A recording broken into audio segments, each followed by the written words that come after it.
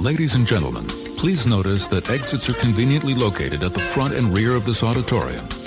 When leaving the theater, we suggest that the exit at the front of the auditorium will allow you easier access to the parking areas. Thank you.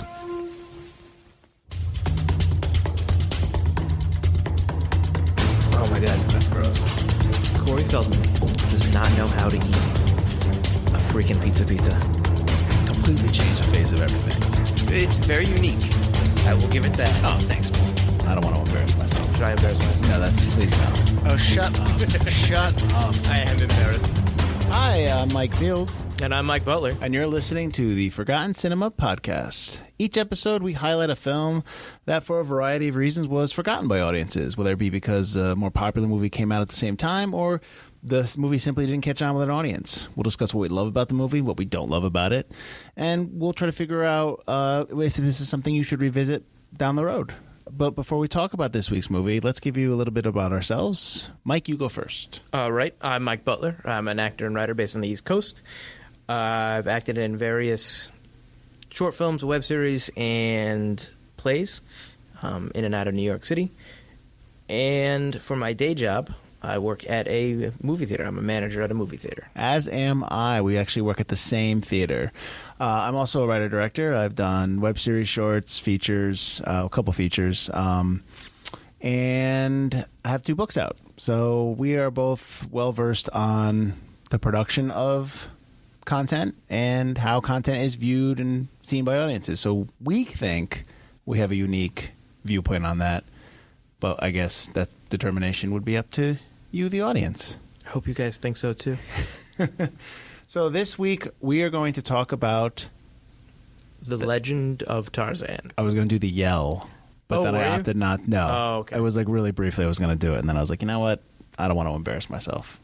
Should I embarrass myself? No, please no. Please no. All right, so what we like to do in the beginning is just kind of give you some production facts, just kind of like the nuts and bolts of everything before we get into, what we thought, again, of our rewatch of the movie. So real quickly, this is directed by David Yates, who you probably may know as the gentleman who directs probably most of the Harry Potters now. Mm-hmm. Did he do 4? I can't remember. I know 3 wasn't him. 3 was Karan. I think he did do 4. I think that's where he jumped on. From there on, I think he's been the guy, and he's obviously doing Fantastic Beasts as well, which he is already announced as the director for the next 6 or whatever. They have like 2, 3, 4, I don't know. I think it's 5 or something. Yeah. Right, yeah. So he directed this. It's written by Adam Kozad. I'm sorry if I said that wrong. He has written Jack Ryan's Shadow Recruit, which I was not a huge, gigantic fan of. But, I mean, I grew up with Alec Baldwin as Jack Ryan and Harrison Ford, so I'm probably a little biased. John Krasinski's good. No, I do like the Amazon show. That is good as well. Agreed. That is agreed.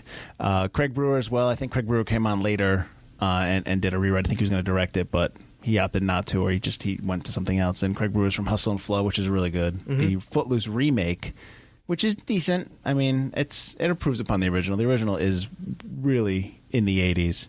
And I think he's heavily involved in that show Empire, which I do not watch. It's not one of the shows I picked up. This was released on July 1st, 2016. So this pretty much is a July 4th movie, which is a big release date. It released opposite The Purge election year, which is the 3rd one, because the 4th one is the first Purge. Election year, yeah, is the 3rd Purge. And okay. And then the BFG, which is Spielberg's movie. Yes. Which I don't often talk about because I love Spielberg and the BFG. The movie is 110 minutes. It's rated PG-13. It stars Alexander Skarsgård from... I forgot True Blood. I totally forgot. I love that show. I do like that show, and my wife is Team Eric apparently, so he played Eric, so she was a big Eric guy. Margot Robbie, Christoph Waltz, Samuel L. Jackson, and Digimon Hansu. I probably said that wrong as well. I apologize. It had a $180 million budget. Holy cow! Domestically, it grossed 126. Worldwide, 356. So I mean. It made it back. Yeah. Made the money back. Not here. No, not at all. And its opening weekend, it took in a little under $40 million. It actually so it opened July 1st, like I said, that weekend. It still was number 2 It was number 2. It didn't even open number 1. It was number 1 was Finding Dory, which was in its 3rd week. So that tells you how popular Finding Dory was. Yeah, Pixar's tough because you think it's a kids movie, but it's not really a kids movie. Especially when you do a sequel to a movie that's about a decade old. You get older audiences. Well, you have big time interest in that movie. I mean, I wanted to see it. Yeah. So yeah, no, absolutely. So okay, so let's that's kind of like some facts, some nuts and bolts, like I said before. But let's get into. Did you enjoy your rewatch? Did you feel the same way about it? This second, how many times have you seen it? This would be the second full viewing that I've caught it. I caught the last half on HBO. It is one of those. Last year? It is one of those movies that if you are flipping around and it's on HBO, like you can leave it there. Absolutely, yeah. I enjoyed it more, I think, this time around than I did the first time. There are a couple things I liked less, but they didn't really affect my viewing that much. Okay, so give me something that you enjoyed. Well, I think before we do that, I think it's time for the spoiler alert. Oh, right. Well, yeah, but that's not. I agree. I mean, go ahead, give them the spoiler alert. We should have a sound effect. We should do something. I mean, this is in the podcast. We should have something where it's like woo. Oh, absolutely. I think that'd be cool. Yeah. Right. Excellent. Good. We're only like how many episodes into this? 10. Spoiler alert: if you haven't seen The Legend of Tarzan, stop the podcast, pause it, go back, watch Tarzan, come back to this podcast, listen to it on several devices, and we'll tell you what we thought about it. Excellent. I mean, there's not like we're ruining anything for you. There's no big mystery involved in this one. This is one of the first one where there's not like yeah, seriously, yeah, where we're not revealing big time plot points. It's more of it's pretty straightforward, which is something I guess you could appreciate about the movie. Yes. All right, so now you're back. So again, I ask again, Mike. Give me something you liked about it. I really and I liked it the first time I saw it, but this time looking at it more from me, judging it as a filmmaking kind of thing instead of just looking at it like, oh, it's a movie, I'm going to watch it. The landscape shots that they do, the wide shots when they're in Africa, right? And it's very evocative of the 1930s type of filmmaking, which like the romantic films of then. Which Tarzan, there were many Tarzan films made back then that were also evocative of that time. So I really like those landscape when they first get to Africa and he goes across the Sahara and you first meet the lion cubs that have grown up and he meets them. You get that nice shot of the hills going by the grass, and they're just tiny little objects walking across this huge landscape. Which also, another thing I like is it really establishes Africa as the character in this film. It's a Tarzan film, first and foremost, but it's almost like the supporting character is Africa or the Congo, which I think is cool. It's funny you bring that up, which I enjoy too. I didn't. This is going to sound weird, but like I was when he first. I remember watching it, and because they're walking across the plains, they get off the train or they get off the boat early, and they walk because they're going to their tribe. Right. And he first walks in, he sees the cubs. It's like that's a pretty emotional scene. I mean, granted, they're CGI; they're not real, and I mean, it's tough because you mentioned the landscapes and how it looks. And right. I agree, it looks great, but I can't help but sit there and be like, okay, it looks great. How much of this was done in post? How much? I mean, much probably. Right. So how can like at what point? Because it's a love-hate relationship. It looks great. It's fantastic. It looks good on the screen, but it's not.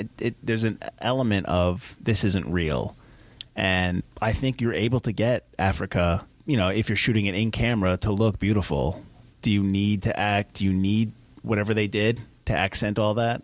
Having never been to Africa, no, I know that. I can't tell like what it looks like. Can you do how many landscape shots can you do like that where you're not maybe in a more dangerous part of the country or continent where there's not a cable news van like 500 feet away or more established society.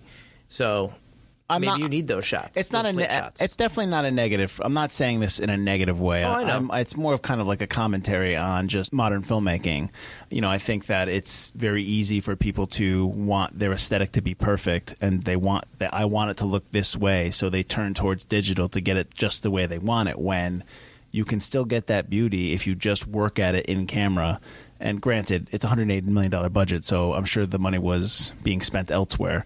And again, it looks great, and I'm just curious as to could you have done it in a way where just the generic landscape shots when they're walking, not in the action stuff when they're jumping through the trees and stuff like that. Obviously, you need to enhance that. Right. So I agree. I mean, it does look good. I like the way it looks. I will say this, because while we're talking about the cinematography, and the cinematographer was Henry Braham. Man, I need to learn how to say people's names. It's embarrassing. We're sorry. Yeah, exactly. If he's listening to this, then you know what? Good. I thought that when they were in London, and I was trying to see, like, at the beginning of the movie obviously doesn't start in London. It starts at the rival tribe because they're going to get the diamonds. Right. That's super gray.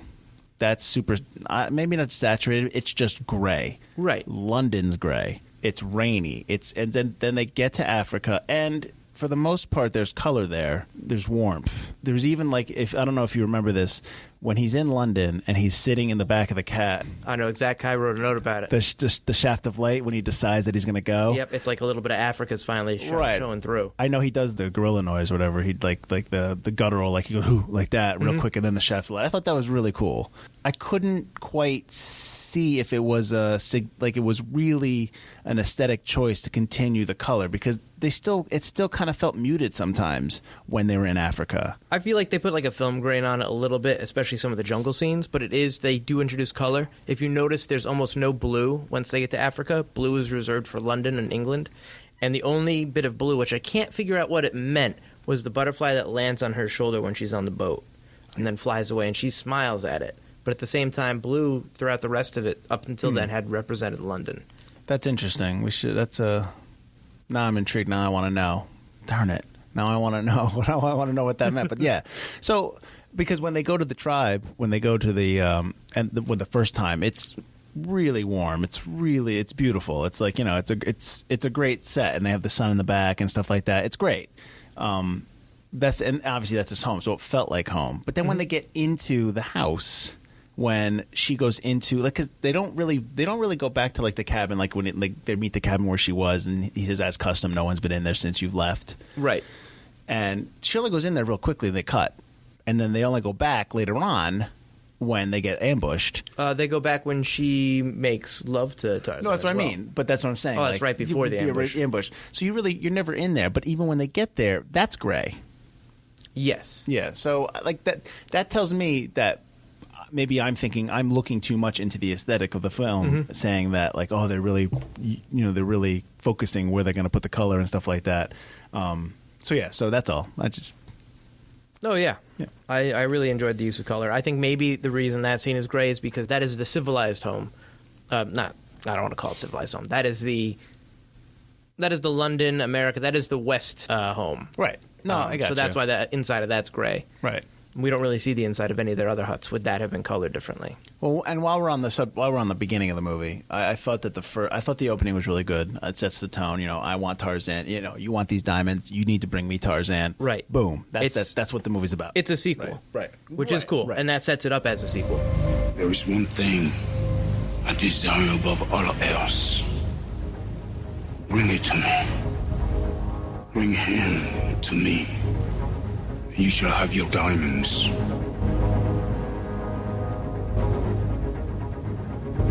All I need is a name. Right.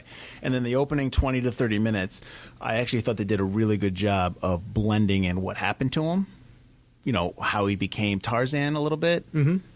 The relationships that he developed with his mother, with his ape mother. And just kind of like where he is now.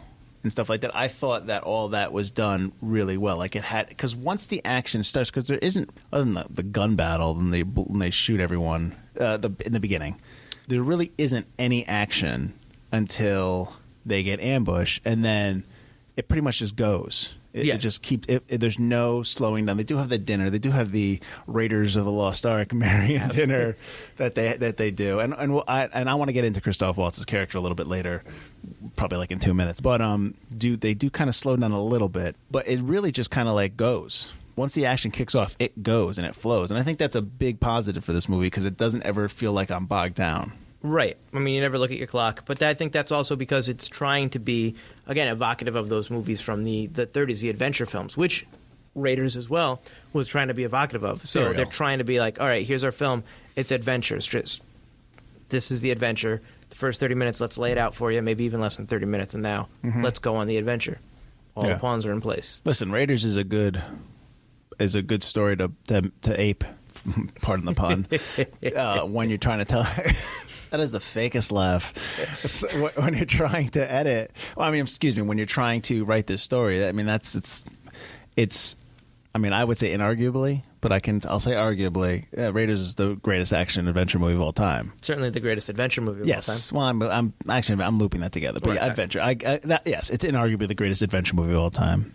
Arguably the greatest action adventure movie of all time. And I don't want to get on a Raiders tangent, but there is no action in the last 20 minutes of that movie, and I'm telling you, it's the best action adventure movie of all time. So think about that. You don't need to end your movie with action. Don't look right! Keep your eyes shut!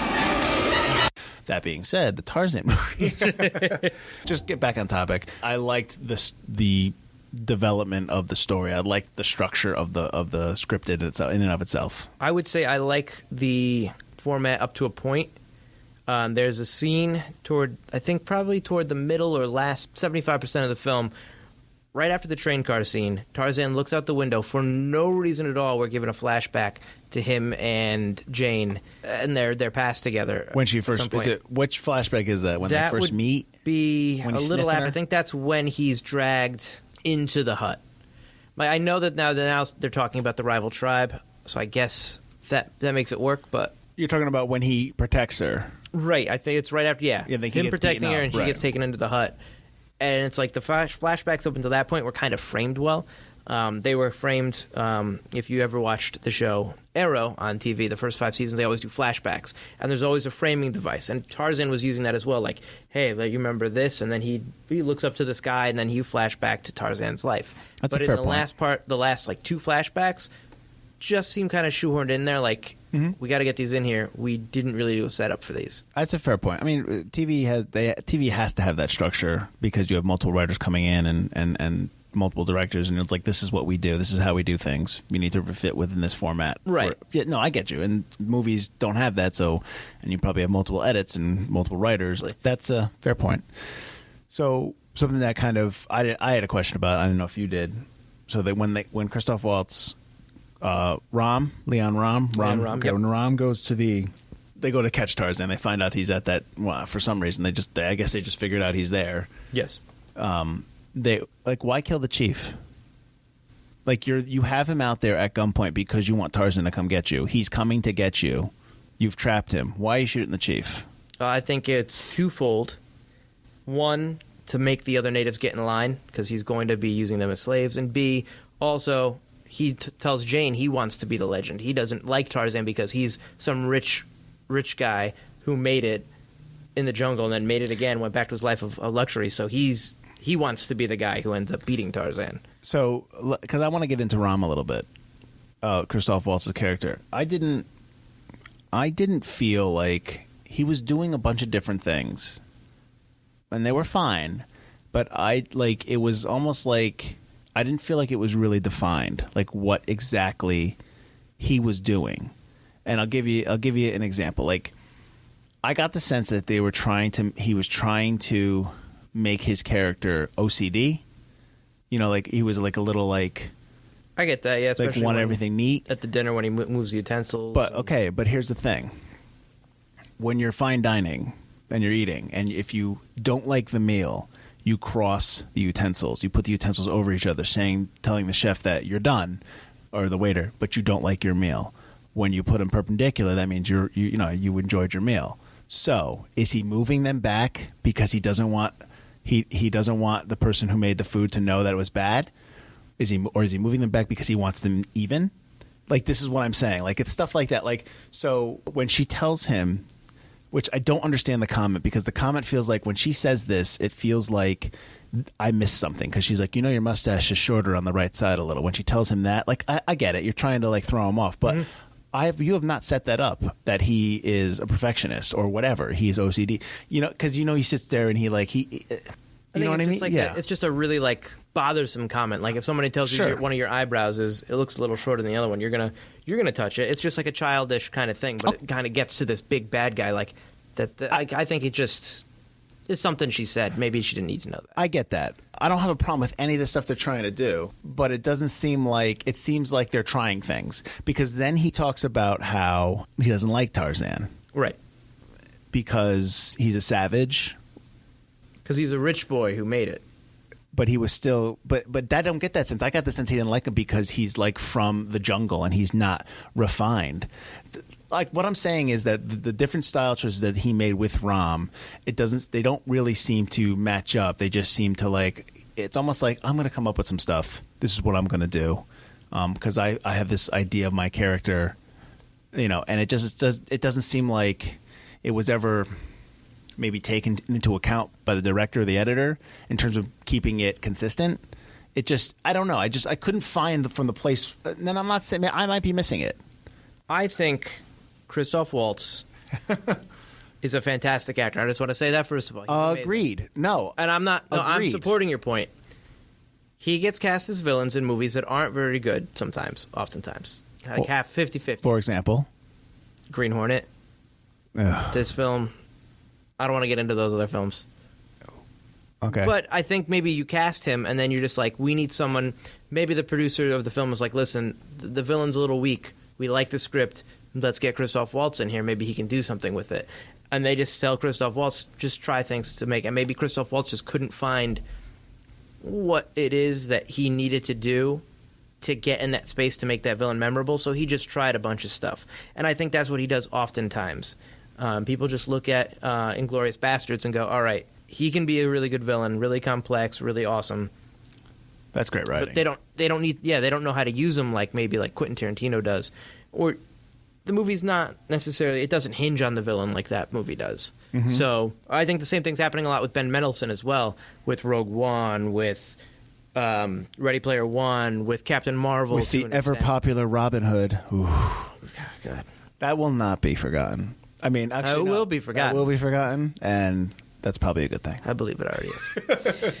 But yeah, I think that happens with people that can play a good villain is they're then typecast, and they get chosen in to fill weaker villain roles, which kind of weakens their kind of name and their brand. It's like, all right, they played a great villain once, and then we see that villain again and again and again, because they're just like, do this, do that. It's just, if the writing's not there, it's hard to support that. I agree. I mean, but we both had this discussion on set or in a movie. Yes, it's the actor's job to bring that character forth, but the actor needs help, not because the actor can't do it. Right, the actor that's needs guidance. Yeah. That's what you're there for. Like as a director, I'm there to help the actor get to where he needs to go. I'm not there to make sure the actor says the lines that I have written or to make sure that he does the performance the way I want it to be done. I have an idea of how I want things to be done, but I want the actor to be involved with that with me, to be like, listen, I want to try this. And I always say, if it's in service of the story, great. I always use this example. If an actor comes up to me and says, like, I want to wear this top hat, and I want to be like, why? Because I think it'll look cool in it. It's like, okay, no. I mean, come on. But so yes, I agree with you. And maybe it's a big budgeted movie, so you're not, you want Tarzan. You want to get Tarzan right. I get that. And that's fine. And again, we're probably nitpicking, and we're probably absolutely, because I think we both really like this movie. So agreed. We are kind of nitpicking. Yeah, I always remember the line. Your husband's wildness disturbs me. Like it's just like why. I also don't get his relationship with Margot Robbie. Clearly, he's trying to be like Renee from Raiders of the Lost Ark and Marion, but at the same time, whereas Renee actually does seem to care for Marion, right, up to a point. He cares for her until he realizes that his Nazi bosses don't, supersede that. Yeah, his need for success overweighs his caring for Marion. I don't get that Christoph Waltz ever really cared for Jane. He's very quick to say, I will kill you. I'll kill you right now. I'll kill you then. I'll kill you at dinner time. I don't care. I'll choke you out with my cross thing. Which, what's funny about that, which I like the rosary. Yeah. But, you didn't need to use it in the beginning. You could have just used it in that scene to set it up for later at the end of the movie. When he uses it in the beginning, the guy tags him. I thought, because I thought it would have been cool to have that rosary throughout the entire until he's with Jane and he uses it, and you're like, oh, that's why he's got that around his hand all the time. And then you see it later on. But that's, again, I also, well, speaking of the opening, because I keep going back to the opening, unless I cut you off, unless you were like finishing up a point. No, that was pretty much it. Okay. I actually really liked the Mobango. Is it Mobango? The Hansu's character, the guy that he killed his son. I really like his character as well. I actually like at the end of the when he leaves and he's like, listen, this is bigger than you, and he lets him go. He puts his hands up. It's like his storyline is not over. Like, it's tragic because he still doesn't have. I don't think he has closure in terms of like he killed his son because his son killed his mother. How was he to know? I could be wrong, but I believe his character was being set up to be used in a sequel. Oh, okay. I think they had other films planned. They wanted to pull from the books and stuff like that. I don't remember if he was in the actual story or not. The original novels, I believe there were 8 of them, plus obviously all the various spin-offs. But they wanted to use his character going forward in other films, either as a villain or just a character in general. Yeah, I'd be okay with a sequel. I mean, I think we're 3 years past it now in terms of when it came out, so... Listen, if Bill and Ted's Face the Music can come out this summer, I'm good. His son's old enough that you can cast a child actor now and yeah, that's do it 5 true. years later. That's true. Yeah, I'd be fine with that. But I really liked that. I thought that it wasn't really for the terms of this story. Yes, Tarzan got through and he's going to go save Jane and all that stuff, but that the chief's character I think there were still open wounds there. And I felt really, and he's like crying. He's like, tears coming down. I thought that was well done. He's a great actor. Oh no, absolutely. He's in America. Have you ever seen that? I don't think so. But he's actually really, really good in it. I should check and make sure I got the name of the movie right. But yeah, no, he's really good in that. He's a good actor. But I think he's typecast too sometimes, like because he's in all the Marvel movies now, and he's always playing like in these action movies. He's a very tough-looking guy, of course. But yeah, he is a great actor. I mean, I love Blood Diamond. Yeah, that's a good movie. And that was like one of the not the first time I saw him, but one of the very first things. I thought Blood Diamond. It's a little long, but we're not talking about Blood Diamond. We're talking about Tarzan. Apologize. We always go on tangents. This is now the Hunsu cast. That'll be the. We'll do a specialty one for just actors. That'll be our first one. So what else did you like about it? Again, I mean, I always go back to the fact that it's a sequel, which I really like. It's not trying to... It tells you the story of Tarzan without making it an origin movie, and I really like that Africa as a character aspect of it. The whole thing is just...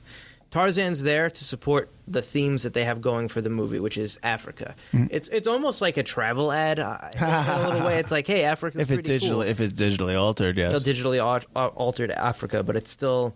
Everybody shows Africa, even things that take place, obviously not like Lion King and stuff like that, like animated features, but a lot of things that show Africa show it as a place that's not so great, or show it as like a troubled place. And this really shows it in its beauty. It's a beautiful place, kind of untouched in a way, although people try to meddle in it. And it's just kind of a primordial place of nature, which I really liked that aspect of it. Well, the truckload of tusks that they had in the beginning when they're gross. Give me a break.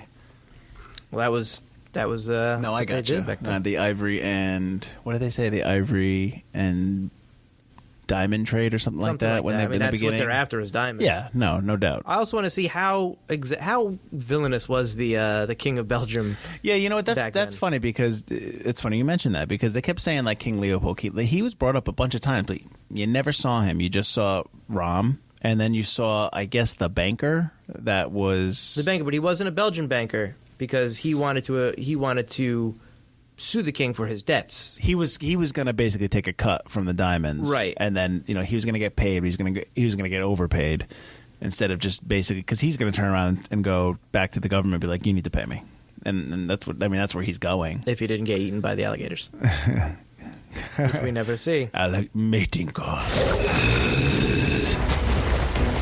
What was that? Mating call.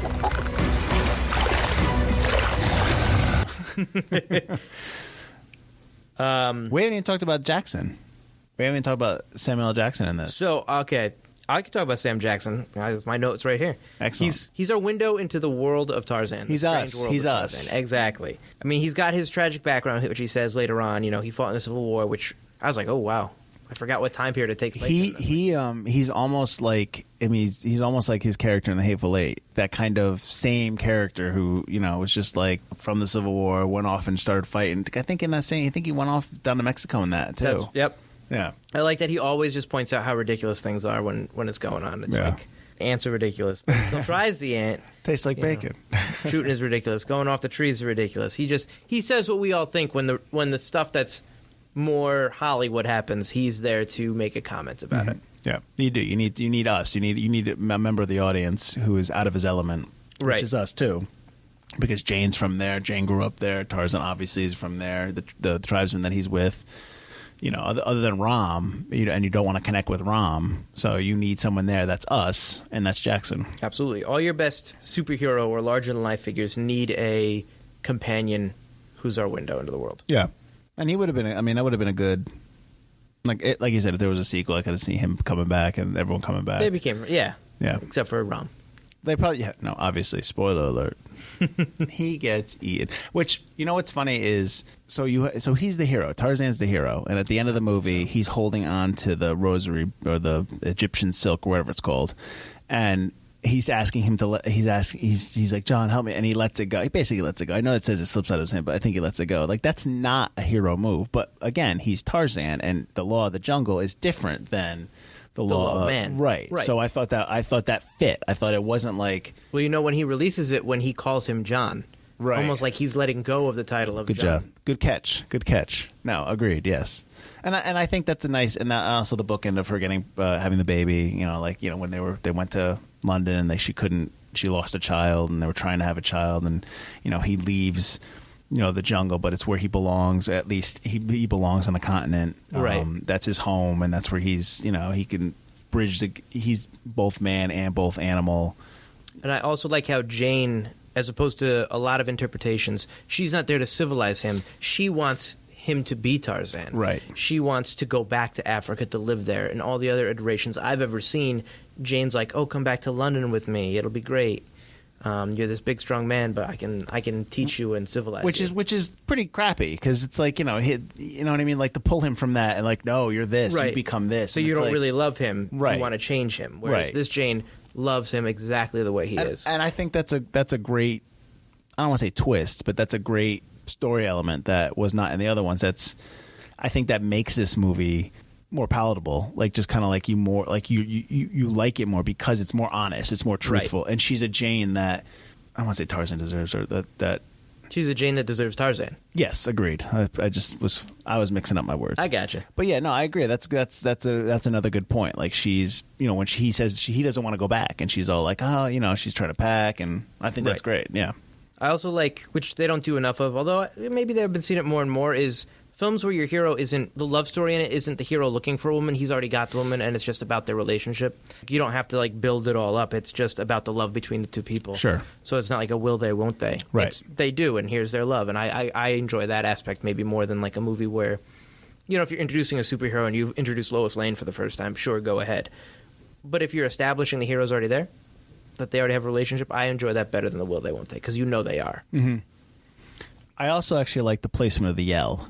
You're doing a Tarzan movie, you have to have the yell. Absolutely. And I think it's very easy for them to do the yell at the beginning of the end where the wildebeests charge in. Mm-hmm. I think that's a spot where you could have put it there, and I wouldn't have liked it there because that's so cliched. Yeah. But the fact that he does it after he gets through, signaling to Rom, I'm still on your tail, when he probably figured he was going to be left for dead. Yep. I thought that was a really nice spot to put it. It fit, it worked, and it's almost announcing the last act or the last part of the part of the third act. I also enjoy Rom's comment. I thought it'd be better. Yeah. Which is probably something the filmmakers thought of was, we can't do that right. How are we going to fit that in where it's not silly? Yeah. So Rom's agreed. kind of comment kind of really works. You don't think that that's important, but it is. I mean, right. You want to. You're doing a story that's been told before by countless people over time, and the yell is very symbolic. You can't not do it. So you have to put it in there, but you have to be right where you put it in there so that it doesn't take you out of the movie. So I think that was a good call where they put it. Absolutely.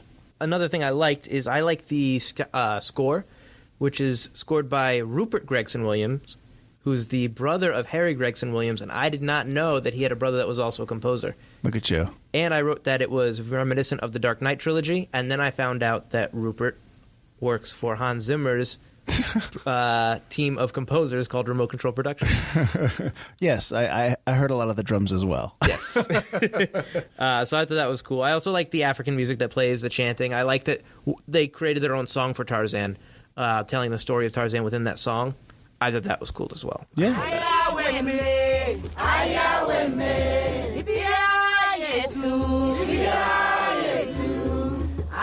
They're singing the Legend of Tarzan. For many moons, he was thought to be an evil spirit. I think it's easy to dismiss, and partly why it got lost, partly why people just kind of don't think about it. I mean, because it didn't do a lot of money domestically. It didn't even make its budget back. It was huge worldwide, and that's probably because of the lure of Tarzan. Plus, it's an action movie, and those always play well. Plus, he has no shirt off, and I'm sure that played well overseas. And did you notice that they kept taking articles of clothing off as he was going through? Absolutely, yeah. yep. Okay, yeah. He became more and more Tarzan. Right, exactly. So I think that part of the reason that, again, why it got overlooked is it could be like the CGI. It could be like maybe it does seem like a lot of other movies, like at first glance, when you see the trailer, when you see – people might just not be interested in Tarzan. But when you get into the bones of the movie and the music and the locale and the storytelling, I mean, the big thing about this movie, why I like it, is it's a story that was told well. And even though we sat here and nitpicked for a while, which we're going to do any movie, it was a well-told story, and it keeps you engrossed, and you don't care. I mean, I'm always like a proponent of more practical than CGI. Right. But you're not going to do that scene at the end without CGI. You're just not going to. Yes. But the way they did it when he's running, he's just charging. Like, I love the fact that he's just going forward. He's always moving forward, not just at the end, but throughout the whole thing. It's never like even when they get on the train, which I didn't even mention, and he gets into with the Belgian army, and they're always like, and the guy stands up, he's like, really? But he just beats the crap out of all of them, and they have that one big guy come in, and you're like waiting for this big fight, he just kicks him out of the. Very evocative of Raiders again. Exactly. Again, that's a great story to copy. Go for it. Sure.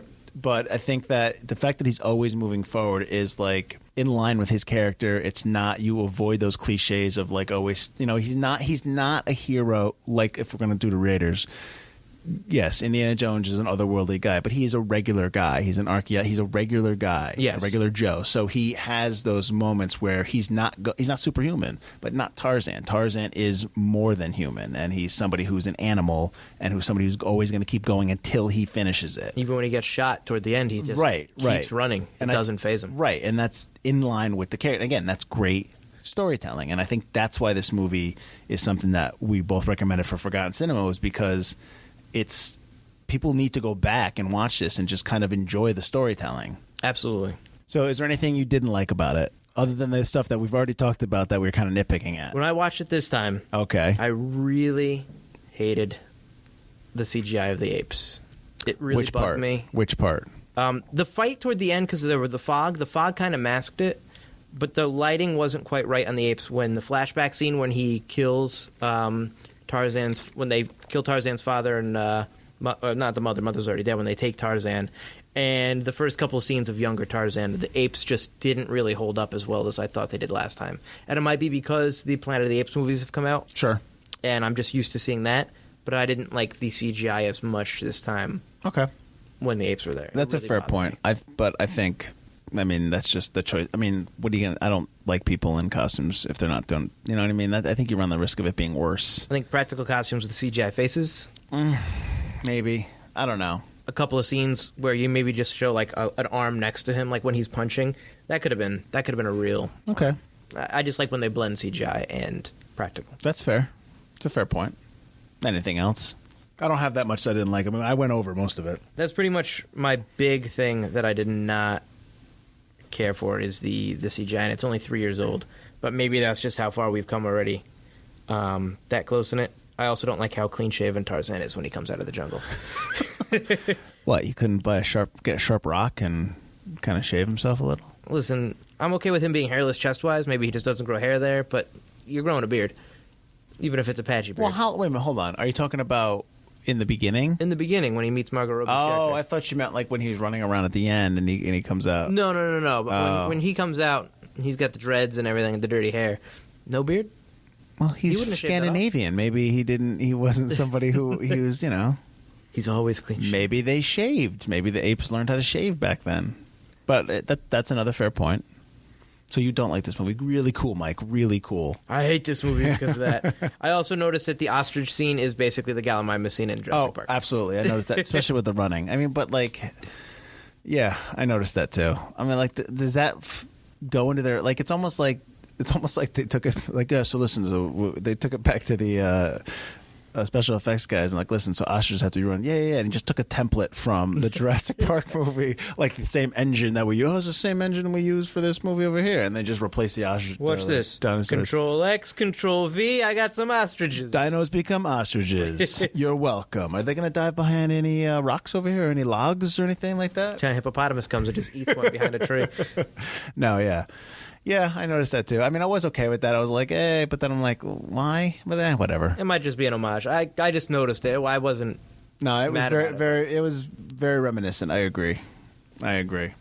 So I think we both are of the same mind that people should watch this. Absolutely. Yeah, people should go back and revisit it.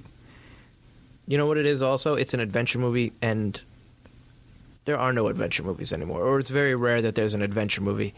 I think that's accurate. I don't. There's no adventure movies anymore. They're all just action. They're all action. Yeah. No one knows how to do adventure.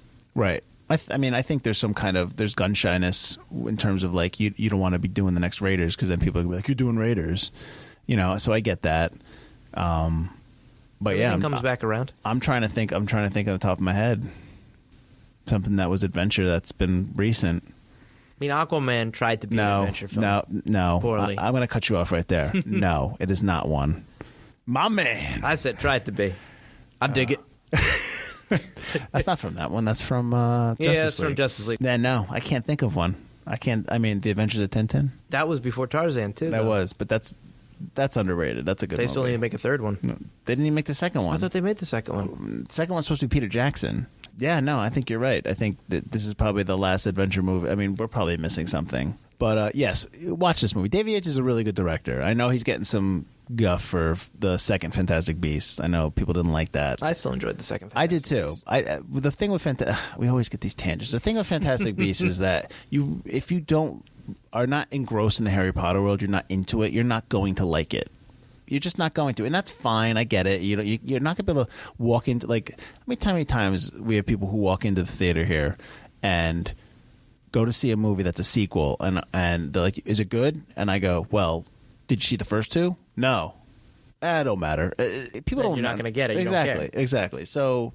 I'm not even steeped in the lore all that much, although I've seen all the films. Well, but you know it. Yeah, but you know it. You know of it. You know when. I mean, you know when they're. So I think if you're into that, you like Harry Potter and you like grown-up Harry Potter, then you're going to be into that. So, right. In all fairness to David Yates, but David Yates is a good director, really good director, and I think he does a really good job here.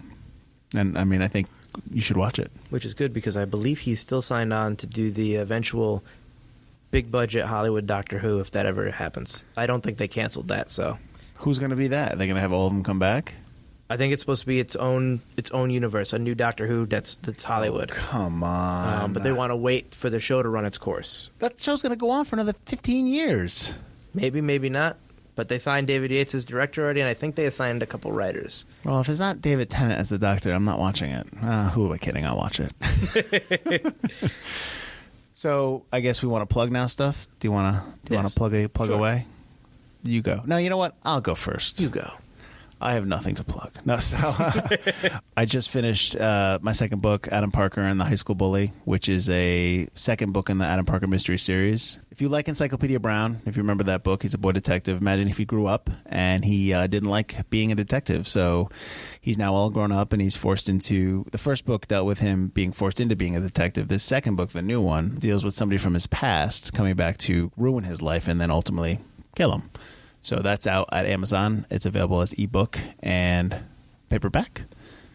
relatively inexpensive. Feel free to use it for your Christmas shopping. It's a great stocking stuffer, folks. Absolutely. It's big enough to fit into a stocking. It was checked. And then, that's pretty much it right now for me. All right. And then I, Mike Butler, have 2 other podcasts that I do. I have Two Player Bros, which is out now. It's a podcast by 2 brothers who play way too many video games. Join me, Player 1, my brother Alex, Player 2, as we take a look at video games on all platforms. We preview ones coming out, we review ones that came out, and we talk about the latest gaming news. It's a fun time. You should check it out at twoplayerbros.com. I also have another podcast called Crackin' One Open with Mike and Elise, where we crack open a beer and we talk brews, news, and pop culture reviews. So that's a good one to just chill out and have fun. And also, like and subscribe to our podcast, wherever podcasts can be found. And rate and review. Thanks for listening. We'll see you next week. I'm Mike Field. I'm Mike Butler. And this has been Forgotten Cinema. Cut. Don't add shit.